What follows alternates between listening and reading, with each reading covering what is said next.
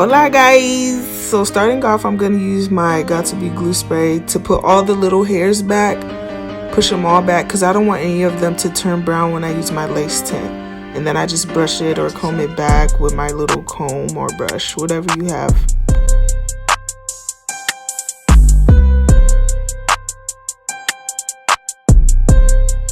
Whenever I'm tinting my colored wigs, I always use 3 different lace tints from 3 different brands. Of course, you don't have to, buy all 3, of course, but I always go in with Tailored Crown's dark brown overlay first, and I make sure to do 2 layers of that.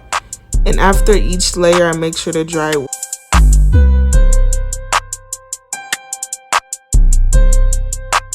And y'all, I am outside doing this because with all the liquid spraying everywhere, it will get everywhere. So I recommend you do it outside or go into the restroom and after wipe up the floor. Because if you get this on the carpet, it's just going to stain and it's just going to make a huge mess. I tried it inside in the house and it just messed up the carpet. So do either or. Never just going with makeup in the first place because makeup doesn't take away that white halo effect when you install transparent lace on yourself. Now for this next lace tint, I'm going to go in with the Bayani lace paint in chestnut.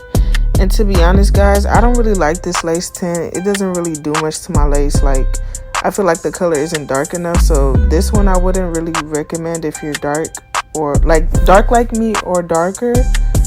But if you're lighter than me, yeah, I think you should go ahead and buy it. I mean, why not? But yeah. And last but not least, Chocolate Darling by Wig Gurus. The best lace tint ever. I love it. It's dark. You can use as many layers as you want. You can use this by itself even. It's kind of on the expensive side, but I think it's worth it if you're into really getting your hair melted and looking great and blended. Okay, ladies, get into it. And then I use 1 layer of that. I could have gone in with another one, but I was scared it was going to go through my lace, so I just kept it at 1.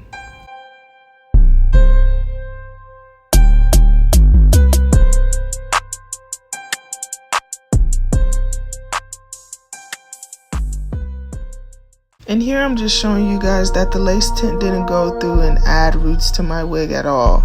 Like, it came out perfect. In here I'm showing you how it got to my perfect skin tone color. There are times where I feel like my lace isn't dark enough, but I don't want to use too much of my lace tint because they cost money. So I do go in with the Ruby Kisses level 15 and I use the darker side and use a brush to dip it in and go towards the perimeter of the lace front and just color it on until I feel like it's dark enough for me to be comfortable with.